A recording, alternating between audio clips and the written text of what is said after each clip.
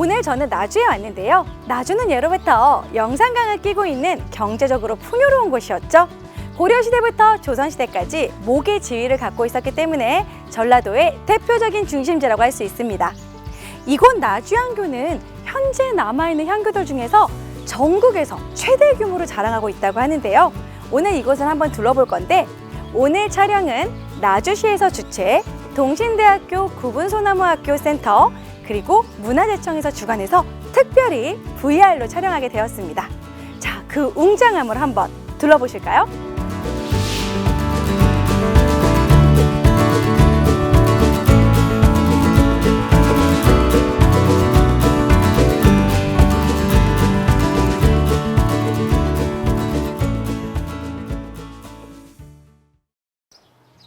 향교 입구에 보면 대소인원 개하마비라고 쓰여져 있는데요. 이건 무슨 의미냐면 바로 하마비, 말에서 내려서 걸어가라는 의미입니다. 이 말은 즉 신분이 높고 낮은가 상관없이 말에서 내려서 경건하게 예를 갖춰라 라는 의미인데요. 그것은 이 안에 바로 공자를 비롯한 수많은 성현들을 모시고 있는 위패가 있기 때문에 경건한 마음을 가지라는 의미겠죠. 그럼 저도 한번 경건한 마음을 가지고 들어가 보도록 할까요? 여러분, 향교는 근데 무엇일까요? 서당, 향교, 성균관 아마 들어보셨을 텐데요. 서당은 초등교육기관이고 향교는 중등교육기관이죠. 그리고 성균관은 고등교육기관, 지금의 대학교라고 보시면 되는데요. 향교는 중등교육기관으로 지금의 중고등학교 정도로 보시면 됩니다. 주로 지방민을 교화하고 교육하는 기관으로 알려져 있죠. 이곳 나주향교는요, 성종 6년 때, 이제 성종 때 12목에다가 이렇게 12곳의 향교를 만들었어요. 그때 처음 만들어집니다. 그 역사가 엄청 오래된 거죠. 그리고 조선시대 태조 7년에 다시 중수되게 됩니다. 그리고 이 나주향교는 전국에서 성균관 다음으로 큰 규모를 자랑하고 있어요. 자, 그래서 지금 현재 국가지정문화재 사적 제483호에 지정되어 있습니다. 여기 외산문과 내산문 사이에는 이만큼의 공간이 있는데요. 그 공간이 있는 이유는 바로 이곳이 바로 평지 양식이기 때문입니다. 이 금성산 바로 밑에 있는 곳에 이렇게 평지로 되어 있는데요. 평지이기 때문에 앞쪽에다가 바로 제한 공간을 모셨습니다. 그것은 제한 공간을 앞에 둠으로써 좀 위상을 높이는 거죠. 만약에 우리나라 같은 경우에는 워낙 산지가 많아서 이렇게 산이 있는 곳은 뒤에가 높아지니까 뒤에다가 제한 공간을 두거든요. 이곳 나주향교는 평지이기 때문에 제한 공간을 앞에 두고 그리고 뒤에 강학 공간인 그런 공부의 공간을 강학당을 뒤에 둡니다. 자, 이런 식으로 앞에 제한 공간이 있기 때문에 이 정도의 공간을 둠으로써 제한 공간이 바로 노출되는 걸 막는 것이죠. 자, 이것이 어떻게 보면은 나주향교의 독특한 그런 구조라고 볼 수 있겠습니다. 나주향교에서 가장 높게 지어진 건물 바로 대성전입니다. 대성전은 송나라와 우리나라의 현인 27위의 위패를 모신 공간인데요. 바로 제향의 공간이죠. 이 대성전은요, 규모나 격식면에서 우리나라 제1로 꼽고 있기 때문에 성균관을 나중에 임진왜란 이후에 만들어질 때 바로 이 대성전을 보고 만들어졌다고 합니다. 자, 그래서 보물 제394호로 지정돼서 보존되고 있고요. 이 대성전 내부를 한번 보기 전에 외부를 겉에를 한번 보면은요, 전체적으로 봤을 때 앞에가 5칸, 그리고 측면이 4칸, 꽤 웅장한 건물입니다. 그리고 지붕은 지금 팔색 지붕으로 되어 있죠. 자, 근데 이 기둥을 보시면요, 기둥 위에 이렇게 화려하게 짜있는 이 공포가 기둥 위에만 있습니다. 자, 그래서 조선초 이런 주심포 양식이다 라고 볼 수 있겠고요. 그리고 좀 독특한 게 있어요. 바로 기둥 밑에 연꽃무늬 받침이 있죠. 이게 왜 유교적인 공간인데 왜 연꽃무늬가 있을까요? 이것은 아마 조선 초기에 숭유학벌 사상으로 인해서 사찰이 헐리고 아마 거기서 쓰던 기둥 받침을 갖고 왔을 것이다 라고 전해지고 있습니다. 내부에는 공자를 비롯한 중국 성현 9분, 우리나라 성현 18분의 위패가 모셔져 있으며 바닥은 마루로 되어 있고 천장은 뼈대가 다 드러나는 연등천장입니다. 대부분 대성전에는 위패를 모신다는 내부 기능으로 기둥이 없는 것이 일반적이지만 나주향교는 큰 규모로 지탱할 수 있도록 내진주가 존재하는 것도 특징입니다. 나주향교 대성전은 평면과 세부기법에서 조선 중기의 전형적인 향교 대성전 양식을 찾아볼 수 있는 좋은 예이며 서울, 문묘, 강릉 향교, 장수 향교와 더불어서 가장 큰 규모에 속하는 중요한 문화재입니다. 봄과 가을에는 이곳에서 여전히 성현들의 학덕을 추모하며 지내는 제사인 석천대제 행사가 거행되고 있습니다. 대성전 양옆에는 동쪽에는 동무, 서쪽에는 서무가 있는데요. 옛날에 일제강점기 때 위패가 이렇게 좀 강등돼서 이곳에 모셔져 있었다고 합니다. 지금은 현재 모두 대성전에 모셔져 있고요. 동무와 서무에는 석천대제에 필요한 물품들을 보관하고 있습니다. 이쪽으로 오면은 엄청나게 오래된 630년이나 된 은행나무가 있어요. 현재 보호수로 지정되어 있는데요. 유림들 사이에는 이것이 태조 이성계가 이것을 심었다, 이런 이야기가 전해지고 있습니다. 은행나무는 학문을 닦는 곳이라는 행단의 의미를 가지고 있는데요. 은행나무 자체가 벌레가 끓이지 않아서 벌레가 꼬이지 않는 그런 청렴결백한 그런 관리가 되어라, 막 부정부패를 저지르는 탐관오리가 되지 말아라 라는 바른 길을 가라 라는 의미를 가지고 있다고 합니다. 나중에 향교에 가보시면 이런 은행나무가 세워져 있는 걸 많이 볼 수가 있을 거예요. 대성전 뒤에 쪽문으로 나오면 이 향교에서 가장 넓은 공간인 강압공간이 나옵니다. 바로 이 뒤에 명륜당이 있고요. 앞쪽에 동제와 서제가 있는데요. 특히 이 명륜당은 독특한 구조를 가지고 있습니다. 왜냐하면 성균관의 명륜당을 본따서 만들었기 때문인데요. 명륜당 3칸이 있고 양옆에 날개를 펼친 것 같은 잉랑이 있습니다. 이 잉랑은 교관들의 거처로 사용했던 곳인데요.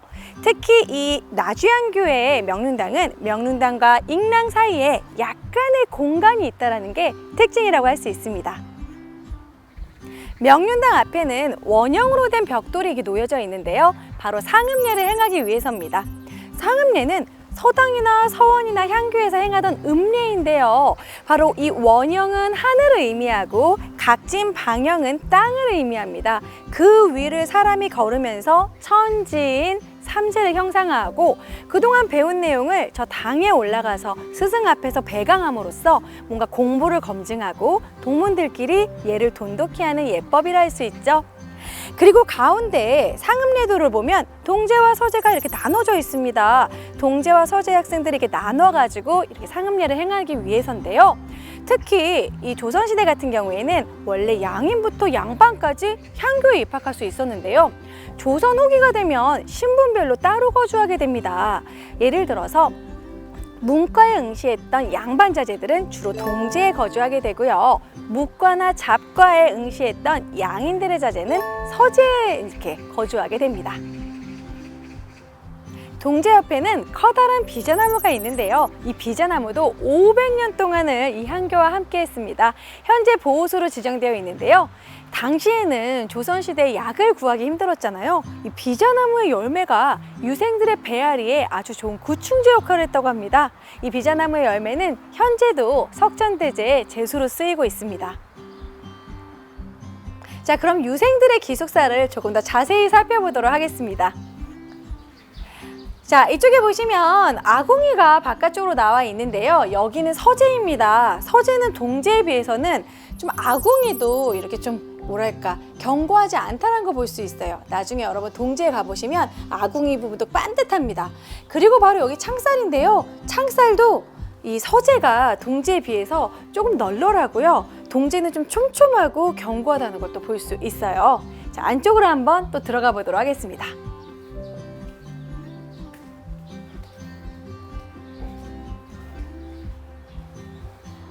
서재의 뒤쪽에 보면 마루가 이렇게 뒤쪽에 공간이 되어 있습니다. 왜냐하면 강압 공간이다 보니까 마루를 뒤로 둬서 어느 정도 좀 예를 갖추기 위한 부분인데요. 그래서 출입문도 하나고 웬만하면 강압 공간을 출입을 좀 금하고 이렇게 돌아서 간다든지 그렇게 활동을 했고요.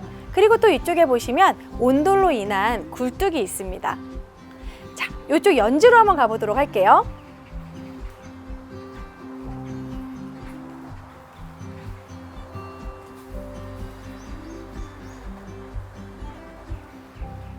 자, 여기 네모난 연못이 있는데요. 바로 금성산에서 두 개의 물줄기가 내려오는데 하나의 물줄기로 연지에 물을 채우게 됩니다. 어느 정도 물이 흘러넘치면 이쪽으로 빠져나오게 되는 뭔가 과학적인 그런 공간인데요. 이 연지는 하나의 관상용으로도 사용을 했지만 여기가 다 나무 건물이잖아요.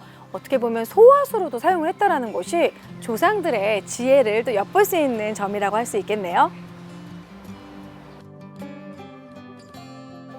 동지 옆으로 세 개의 샘문이 있는데 하나는 살림을 맡아해주는 교직사로 이어집니다. 자, 이 문은 영남문인데요. 요즘에 이제 관광객들이 주로 출입하는 문입니다. 영남문 앞쪽에 보시면 수많은 비석들이 있는데요. 우리가 흔히 비석군이라고 부르고 있습니다. 이 비석군들은 이 나주안교의 역사들을 기록한 비석들이 많은데 이 중에서 눈여겨봐야 될 비석을 좀 몇 개 보여드릴게요. 자, 세 번째 비석, 바로 금성별곡 시비입니다. 금성별곡이라는 작품을 기념하는 비석인데요. 당시에 나주교수로 부임했던 오함 박성건 선생이 재임하고 있을 때 그의 제자 10명이 성종 11년에 사마시에 급제하는 엄청난 경사가 나타납니다. 그 경사를 기념하는 작품인데요. 조선 전기의 대표적인 별곡체 작품으로 형식적으로 봤을 때는 뭔가 정격형에서 변격형으로 넘어가는 변천기 형식을 띠고 있고요. 내용적으로는 사대부의 진취적인 기상을 담았다고 합니다. 그리고 또 끝쪽으로 가면 우리가 눈여겨봐야 될 또 비석이 있어요.